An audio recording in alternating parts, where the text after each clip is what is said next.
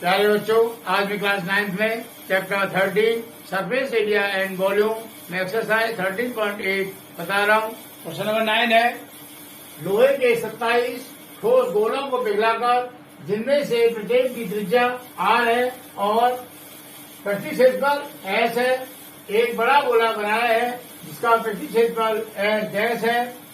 याद कीजिए, first case में नए गोले की त्रिज्या और सेकंड है S और S डैश का अनुपात। कहने का मतलब इसमें हमारे 27 गोले हैं ठोस लोहे के, उनको हमने पिघलाया और पिघला के एक बड़ा गोला बनाया। ये जो 27 गोले हैं उनमें प्रत्येक गोले की त्रिज्या R है और पृष्ठीय क्षेत्रफल मतलब प्रत्येक गोले का पृष्ठीय क्षेत्रफल S है, और जो हमने बड़ा गोला बनाया 27 गोलों को मिला के उसका पृष्ठीय क्षेत्रफल दे रखा है इसी में S डैश। क्लियर? तो पूछ रहा है जो हमने बड़ा गोला बनाया उसकी त्रिज्या क्या होगी। क्लियर? फर्स्ट लिखेंगे 27 ठोस गोलों में प्रत्येक गोले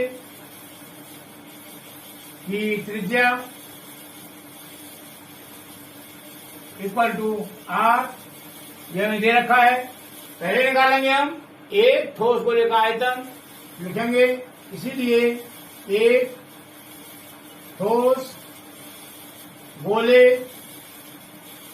का आयतन, इसको मान लिया हमने V इक्वल टू गोले का आयतन क्या होता है 4/3 पाई R क्यूब, 4/3 पाई R क्यूब। ये हो गया एक गोले का, लेकिन गोले हमारे पास 27 लिखेंगे इसीलिए 27 ठोस गोलों का आयतन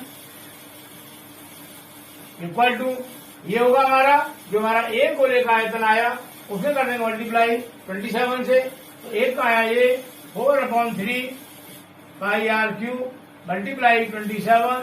क्लियर? काटेंगे 3 × 3 और 3 × 9 27। ये हो जाएगा 9 × 4 36 पाई R क्यूब। क्लियर? 27 गोलों को पिघला के एक बड़ा गोला बनाना है, तो उसमें बड़े गोले की त्रिज्या क्या होगी लिखेंगे 27 ठोस गोलों को पिघलाकर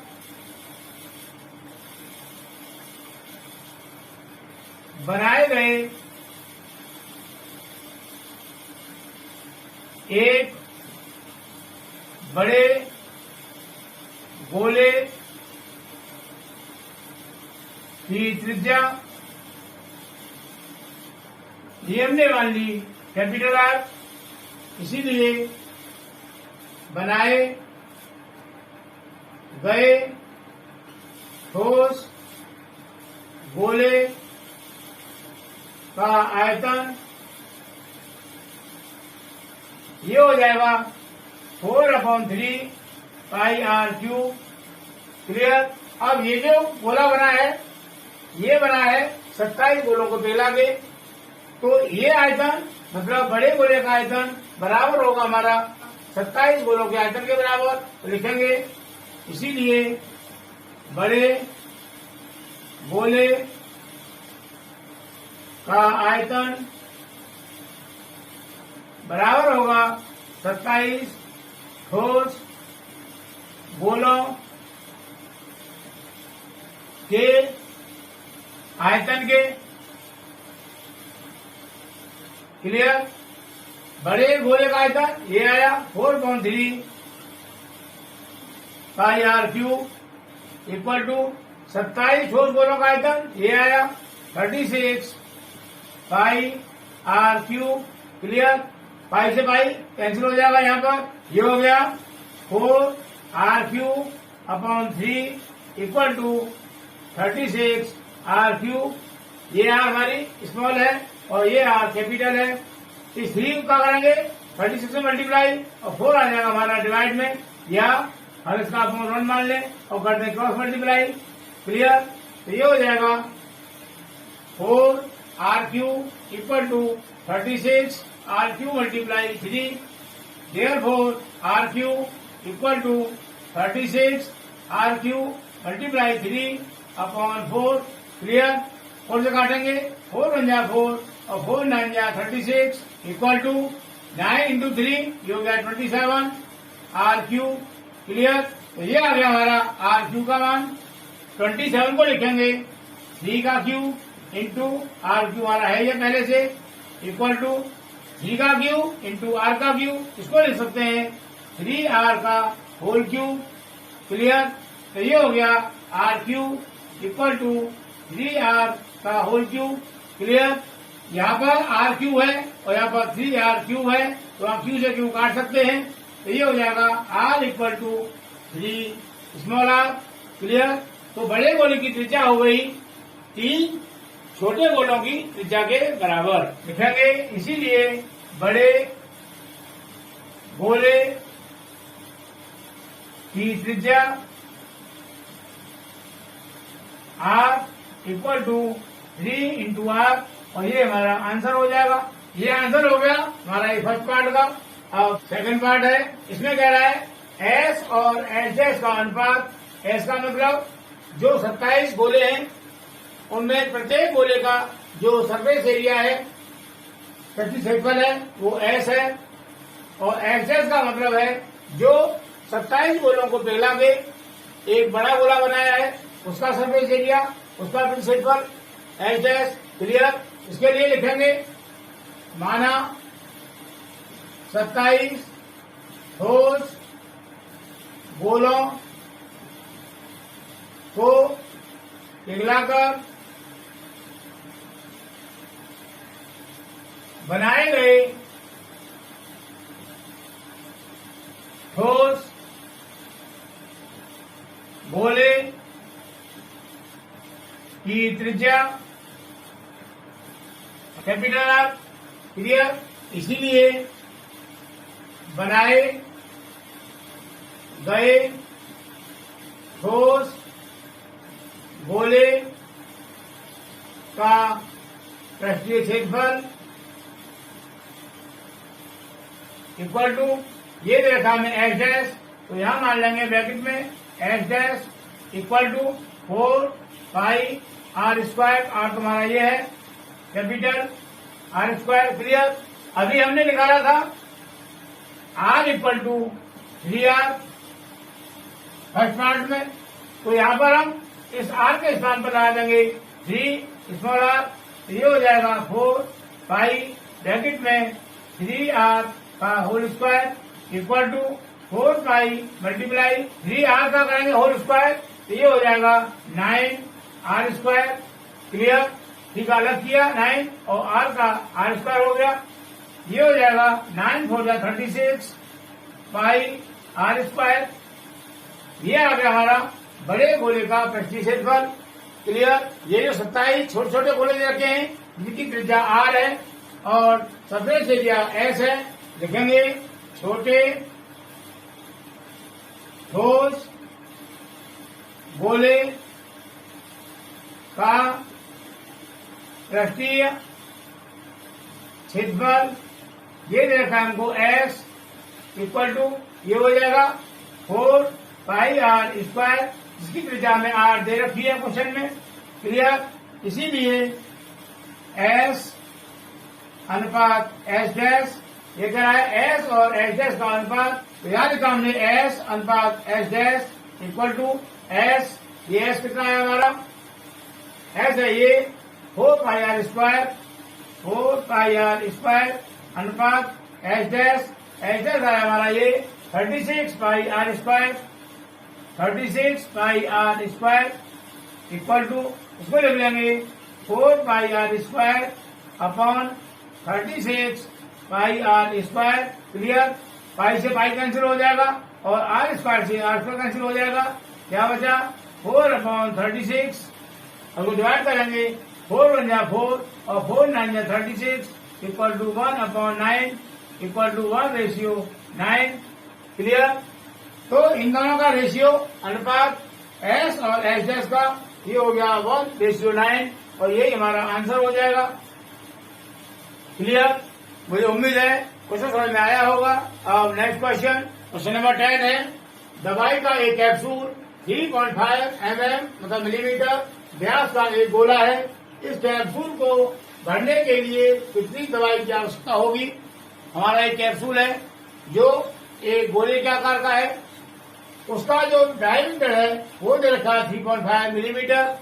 तो बोल रहा है वो दवाई कितनी होगी, अर्थात हमें निकालना है उस कैप्सूल में भरी जाने वाली दवाई का आयतन। क्लियर? लिखेंगे दवाई के कैप्सूल का व्यास इक्वल टू 3.5 मिलीमीटर mm, इसीलिए कैप्सूल की त्रिज्या R त्रिज्या होती है व्यास बटे 2, तो ये हो जाएगा 3.5/2 mm। क्लियर? ये हमारा कैप्सूल जो है वो गोलाकार है, गोले के आकार का है, तो लिखेंगे इसीलिए गोलाकार कैप्सूल का आयतन इक्वल टू, गोले का आयतन होता है 4/3 πr3, ये हो जाएगा 4/3 πr3 equal to 4/3 multiply pi का मान लगाएंगे यहाँ 22/7 मल्टीप्लाई आर का मान ये है 3.5/2 का whole cube. Clear? Equal to 4/3 multiply 22/7 multiply 3.5/2 multiply 3.5/2 multiply 3.5/2। Clear? काटेंगे 2 1 जा 2, 2 2 जा 4 और 2 1 जा 2, 2 1 जा 2, 7 से काटेंगे 3.5 को 0.5 टाइम, ये हो जाएगा 1 और ये हो जाएगा 0.5। क्लियर? 2 से काटेंगे 2 1 जा 2 और 2 11 जा 22, क्या बचा 11 मल्टीप्लाई 3.5 मल्टीप्लाई 3.5 मल्टीप्लाई 0.5 अपॉन ये वाला 3। Clear? Equal to 11 multiply 3.5 into 3.5, ये हो जाएगा हमारा 12.25 multiply 0.5 upon 3। Clear? 11 into 12.25 into 0.5 का किया हमने मल्टीप्लाई, तो ये आया हमारा 67.375 अपॉन 3। क्लियर? 67.375 को हमने डिवाइड किया 3 से, तो ये आया 22.458। क्लियर? ये है गोलाकार कैप्सूल का आयतन, तो ये हो जाएगा हमारा मिलीमीटर क्यूब में, क्योंकि रेडियस दे रखी हमको मिलीमीटर में। क्लियर? अब निकालेंगे कैप्सूल में भरी जाने वाली दवाई की आवश्यकता या दवाई का आयतन, लिखेंगे इसीलिए कैप्सूल में भरी जाने वाली दवाई की आवश्यकता इक्वल टू, ये हो जाएगा गोलाकार कैप्सूल का आयतन, गोलाकार कैप्सूल का आयतन। क्लियर? इक्वल टू, और गोलाकार कैप्सूल का आयतन आया हमारा 22.458 मिलीमीटर क्यूब। क्लियर? और यही हमारा आंसर हो जाएगा। क्लियर? अब नेक्स्ट क्वेश्चन, ये हमारा एग्जाम्पल है 18। एक शॉर्ट पर 4.9 सेंटीमीटर त्रिज्या वाला एक धातु का गोला है। यदि इस धातु का घनत्व डेंसिटी 7.8 ग्राम पर सेंटीमीटर क्यूब है, तो शॉर्ट पट का द्रव्यमान ज्ञात कीजिए। हमें यहां दिया है शॉर्ट पट की त्रिज्या, लिखेंगे दिया है शॉर्ट पट की त्रिज्या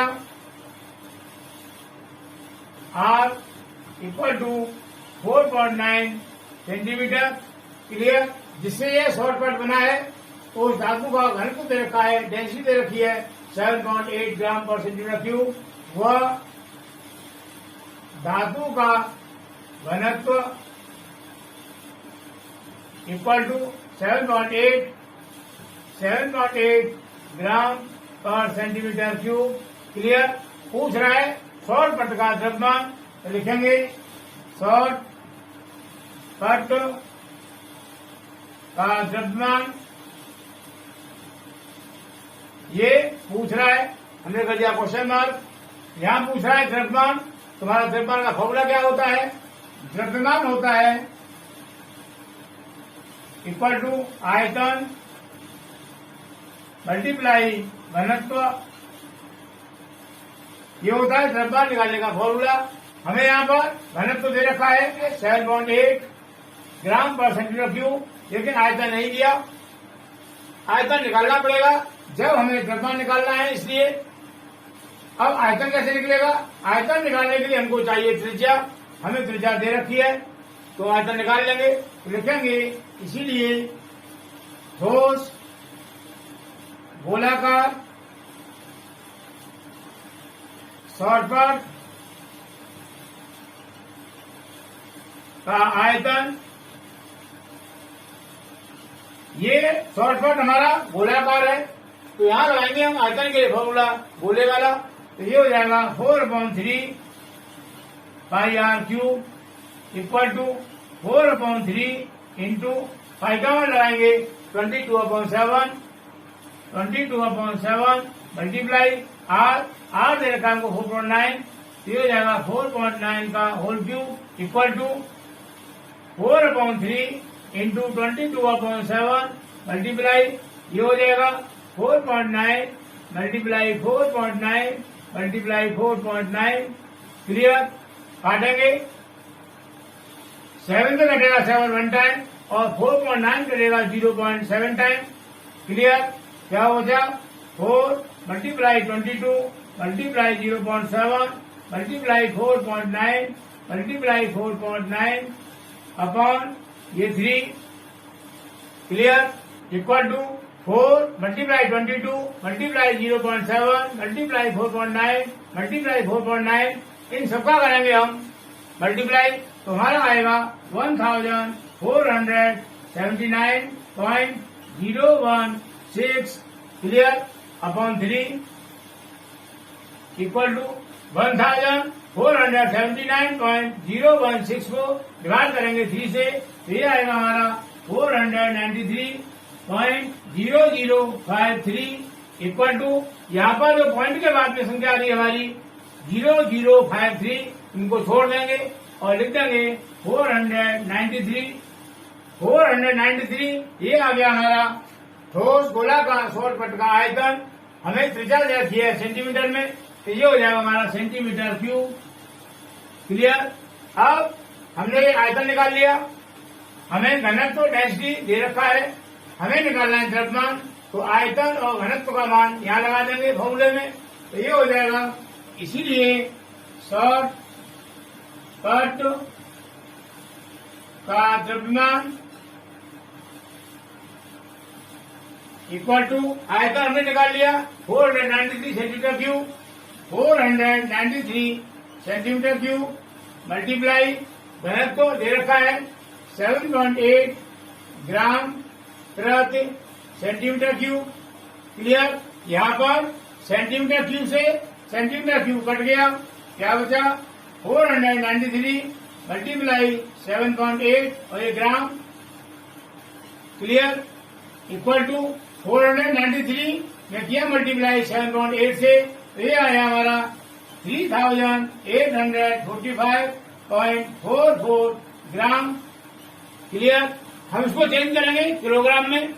1 किलोग्राम इक्वल टू होता है हमारा 1000 ग्राम, इसीलिए 3845.44 ग्राम ये हो जाएगा। हम इसमें कर देंगे डिवाइड 1000 से 845 0.44 को डिवाइड कर देंगे 1000 से, तो ये आएगा हमारा 3.84544 इक्वल टू 3.8, ये लास्ट में आ रहा है जो 3 डिजिट है 544, इनको हटा देंगे तीनों को और 4 के स्थान पर कर देंगे 5, तो ये हो गया 3.85 किलोग्राम।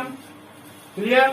तो ये जो हमारा शॉर्टकट है इसका द्रव्यमान हो गया 3.85 किलोग्राम, तो लिखेंगे इसीलिए शॉर्टकट का द्रव्यमान इक्वल टू 3.85 किलोग्राम।